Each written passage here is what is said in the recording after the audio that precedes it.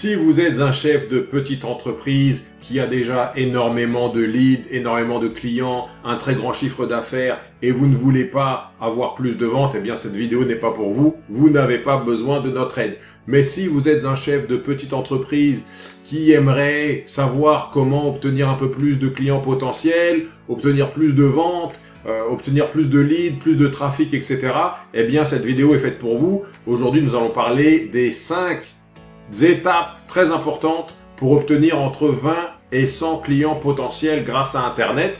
Et si vous restez jusqu'à la fin, eh bien, j'ai un petit bonus pour vous aider à closer encore plus de deals. Alors, on y va.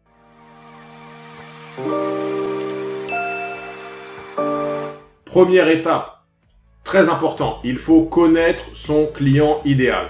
Voilà, il faut savoir quelles sont ses aspirations, quelles sont ses peurs, quelles sont ses craintes, quels sont ses objectifs, quels sont ses problèmes dans le quotidien, qui sont ses clients potentiels à lui, quels sont ses problèmes, qu'est-ce qui l'empêche de dormir la nuit, etc. Vous comprenez le principe, il faut en savoir le plus possible sur cette personne pour pouvoir créer un message, une offre et des communications qui vont lui sembler pertinentes. Numéro 2, il faut savoir où se trouve son client idéal. Voilà, lorsque le client idéal effectue une recherche, veut avoir de l'information par rapport aux produits ou services que vous offrez, eh bien, il faut arriver au bon moment, au bon endroit, etc. Alors, attention, il y a énormément de canaux qui existent, Facebook, Google, Instagram, LinkedIn, etc., etc., etc. Et tous les canaux ont un potentiel normalement de vous aider, mais il faut faire attention puisqu'il faut considérer le coût d'acquisition du client potentiel, donc combien ça va me coûter pour obtenir l'attention de ce client. Est-ce que ça va être 5 $ par clic, 10 $, 15 $ par clic, 30 $ par clic?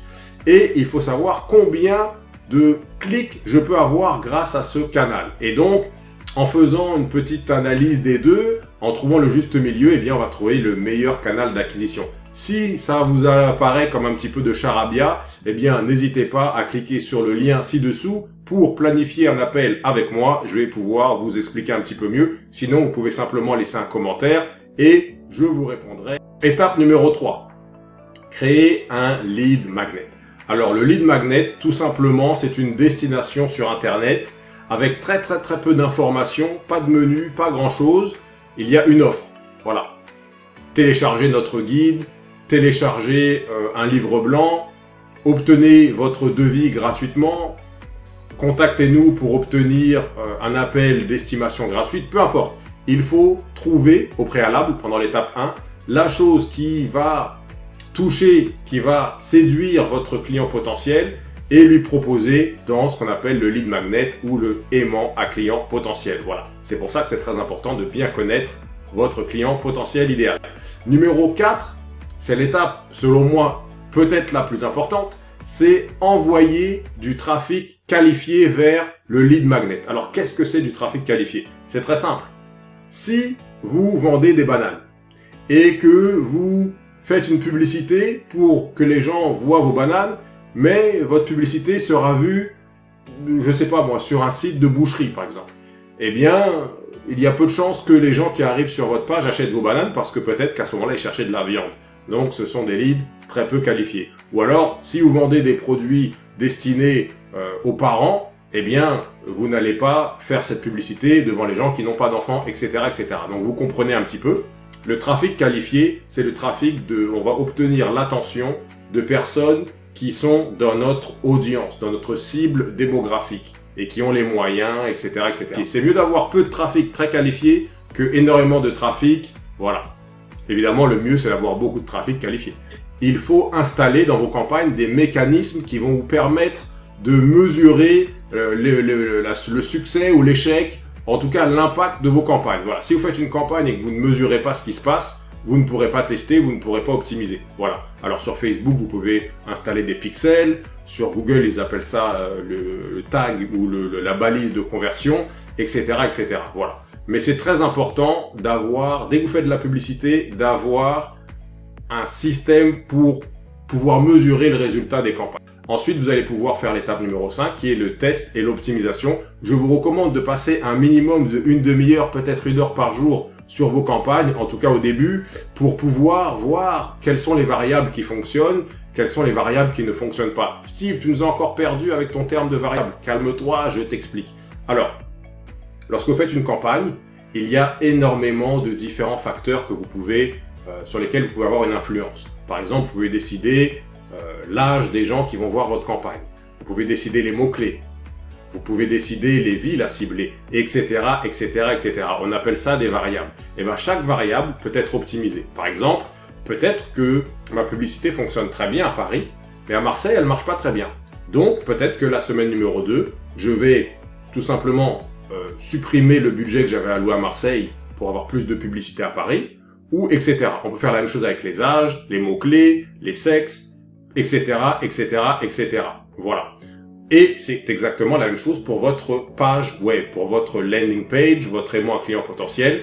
Eh bien, on peut faire des tests. Est-ce que c'est le bouton, si on le met plus haut, ça marchera mieux? Est-ce que le titre aura plus d'impact de cette façon-là? Etc., etc., etc. Voilà. Alors, vous êtes resté jusqu'à la fin. Merci beaucoup. Maintenant, le bonus. Ça, c'est quelque chose de très simple. Et on dirait que tout le monde passe à côté de cette petite astuce. C'est très simple. Numéro 1, soyez très assidus sur vos suivis. Voilà, il y a beaucoup de petites entreprises qui n'ont pas de système pour faire les suivis efficacement avec assiduité de leurs leads. Donc, ils ont, je sais pas, leurs leads sont dans leurs emails, ils ont des formulaires, des fichiers Excel, ou alors c'est sur du papier, et ils oublient la moitié de leurs leads, et donc ils perdent énormément de ventes sans même le savoir. Donc, numéro 1, soyez organisés, utilisez un CRM. Si vous ne savez pas ce que c'est, vous cliquez ci-dessous, vous cédulez un appel avec moi, et je vous explique, pas de problème. Ensuite, la deuxième chose, c'est de ne pas se concentrer uniquement sur les leads très proches de l'achat. Dans un cycle de vente, il y a des gens qui sont, lorsqu'ils vous contactent, ils sont à 2 doigts d'acheter. Il y a ce genre de lead-là, le premier qui arrive, il a gagné. Et ensuite, la plupart des leads, peut-être 90% des leads, ça va être des gens qui sont plus ou moins loin de l'achat, et peut-être qu'ils magasinent un petit peu, ils se renseignent, etc.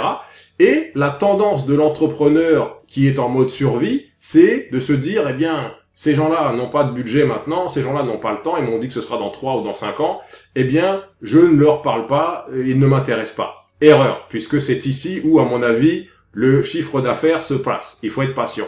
Donc, mettez en place des façons de automatiser ces suivis. Alors, quand le lead est très loin du processus d'achat, ou plutôt de l'achat, excusez-moi, eh bien, on va peut-être faire des suivis automatisés, des emails tout seul, des infolettres, etc. Si le lead est beaucoup plus proche, eh bien, on va peut-être commencer à faire des appels. Voilà, puis ce ne seront même pas des appels à froid, puisque la personne vous connaît, a déjà vu vos infolettres, etc., vos newsletters pour les Français.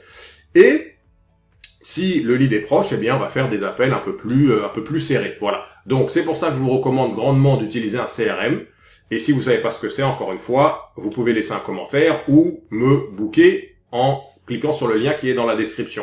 Voilà. Merci beaucoup d'avoir regardé cette vidéo. J'espère que votre temps a été bien investi. Je sais qu'il a été bien investi. Et à très bientôt. Merci d'avoir regardé cette vidéo. Si vous avez un commentaire par rapport à ce sujet, vous pouvez écrire ci-dessous et je me ferai un plaisir d'échanger avec vous.